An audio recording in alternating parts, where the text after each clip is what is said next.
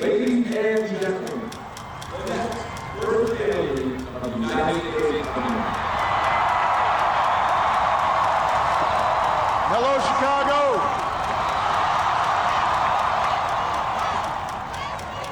If there is anyone out there who still doubts that America is a place where all things are possible, who still wonders if the dream of our founders is alive in our time, who still questions the power of our democracy, tonight is your answer.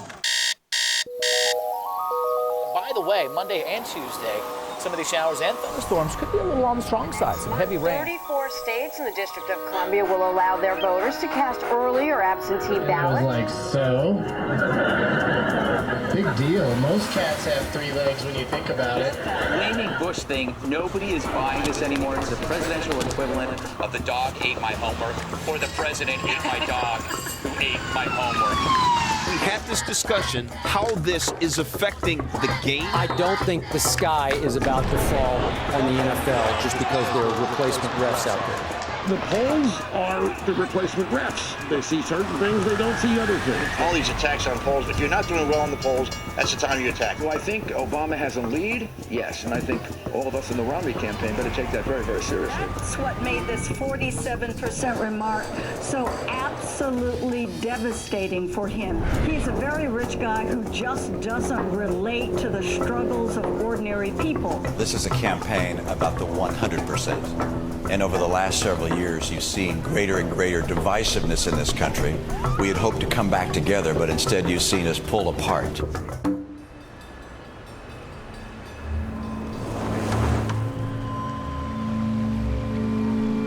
An American State Department officer killed in Libya. Secretary of State Hillary Clinton now confirming the killing at the U.S. consulate in Benghazi. At least one other person was reportedly wounded after gunmen stormed the consulate.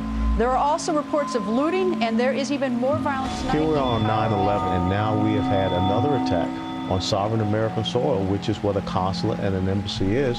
Our flag was torn down, it was burned. The radical Islamist flag was raised, and we have an American official that lost their lives.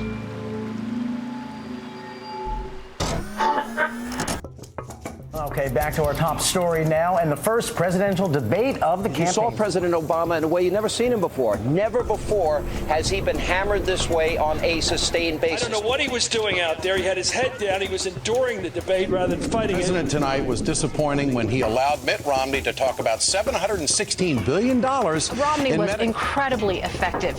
He looked competent. He sounded confident. He was engaged. He was everything that Barack Obama was not. And I think it was a reminder to people of just how disengaged this president has been in times of crises. A bombshell is about to be dropped on the 2012 race for the White House. A video has been uncovered from a campaign event in 2007 of then-candidate Obama speaking before an audience of African-American ministers about Hurricane Katrina. He goes off script, and he claims that the victims of that storm were ignored by the government. Where's your dollar? Where's your Stafford Act money? Makes no sense. Tells me the bullet hasn't been taken out. It is a glimpse into the mind of the real Barack Obama, and it's one that all Americans need to pay close attention to. The Obama team is running a desperate campaign filled with reckless and dishonest attacks. Likely to have the most negative campaign ads ever. This is about as ugly as I've seen it get. The ad implies he was more or less responsible for a woman dying. Mitt Romney knows it's not Wall Street you have to worry about. It's Sesame Street. The president is taking things to a new low. I'm Barack Obama, and I approve this message. Why am I lowering taxes on the middle class? Because under the last 4 years, they've been buried. And I want to help people in the middle class. And I will not, under any circumstances, reduce the share that's being paid by the highest income taxpayers. So we just have a different theory. And when Governor Romney stands here, after a year of campaigning, when during a Republican primary, he stood on stage and said, I'm going to give tax cuts. He didn't say tax rate cuts. He said tax cuts to everybody, including the top 1%. You should believe him. For me, I look at what's happened in the last 4 years and say, this has been a disappointment. We can do better than this. There's no such thing as an undecided voter when you've got an incumbent president. I think America is now faced with a very clear choice. It was the face-off in high noon. Does it want a president or a boss? This campaign today for president floats on a knife edge. The balance between Americans who say yes to the achievements of President Obama and those backing Romney is that fine. Obama is edging Romney by 3 percentage points, but that is within the margin of error. I felt that as the debate went on, President Obama was clearly the aggressor. It's time for the man in the White House to buy his ticket and take his chances. Voters at this point are looking for something to be positive about and something to believe in a little bit. King of the road. 18 days and you're going to step into a voting booth. And you're going to have a very big choice to make. Not just a choice between two candidates or two parties, but between two fundamentally different visions for this country that we love. Look, the president wants to fundamentally transform America. He's making us more and more like Europe. I don't want to become Europe. I want to restore to America the principles that made us the hope of the earth, and we'll do it. You've heard of the New Deal. You've heard of the square deal, the fair deal. Mitt Romney's trying to give you a sketchy deal. The president has no jobs agenda. We keep on asking him, what are you going to do to create jobs? He has nothing new. He says, well, we're going to go forward. Forewarned is a better term, I think. The deadline to stop Tehran's alleged nuclear weapons program is fast approaching. Both increasing its stockpiles. We now think they have close to 5 bombs worth of enriched uranium. Aren't we the only country allowed to make preemptive strikes? Who the hell does Iran think it is? They got to deliver it to Iran. Let Iran know, there's the line. You go beyond that line, we're going to have a massive attack. I'm sure I'm the lone voice in saying this. I think Iran deserves to be annihilated. I think they're lunatics. I think they're evil. I do think we ought to assess what would happen to the price of energy. I think it's absolutely outrageous and disgusting. This is a fool's errand. It would be a ridiculous war with absolutely no good coming of it. America remains the one indispensable nation.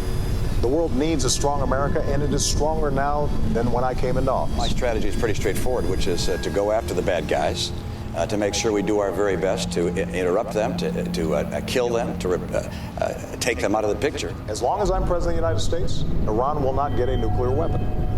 I made that clear when I came into office. For us to get more entangled militarily in Syria is a serious step. We recognize that there are places of conflict in the world. We want to end those conflicts to the extent humanly possible. But in order to be able to fulfill our role in the world, America must be strong. Hurricane Sandy, that storm already slamming Cuba. Now this storm looks like it's going to be headed for millions of people. It's going to be a transitioning system, meaning that perfect storm type scenario. The biggest problem for the president right now, if he makes any mishandling of this storm, could affect the final days of this race more than any other factor. Mitt Romney had momentum, and it stops. The two Bushes, Bush 41 and Bush 43, had disasters in their handling of hurricanes. Early voting is happening in a lot of these states. We've already seen one state, Maryland, cancel early voting for the day. Polls show the race in many of those states is extremely close. In fact, it is a dead heat in the latest poll. Within the sampling error, it's a statistical tie. You talk to the Romney people, you talk to the Obama people, neither one of them have any idea how this is going to turn out.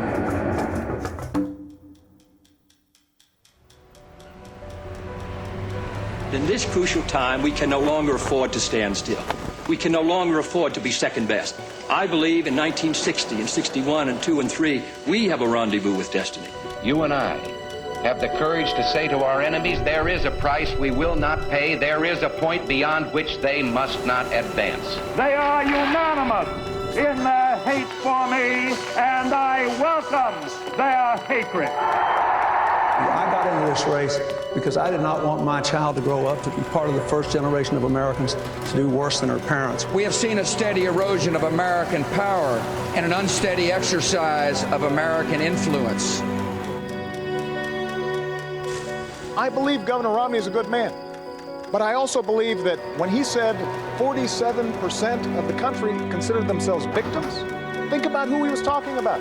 I care about 100% of the American people. And I believe we're all children of the same God. I'm optimistic about the future. I can get this country on track again. We don't have to settle for what we're going through. I believe that the free enterprise system is the greatest engine of prosperity the world's ever known. But I also believe that everybody should have a fair shot. That's why I'm asking for your vote, and that's why I'm asking for another 4 years. We have an opportunity to have real leadership. I'll work with you. I'll lead you in an open and honest way. And I ask for your vote.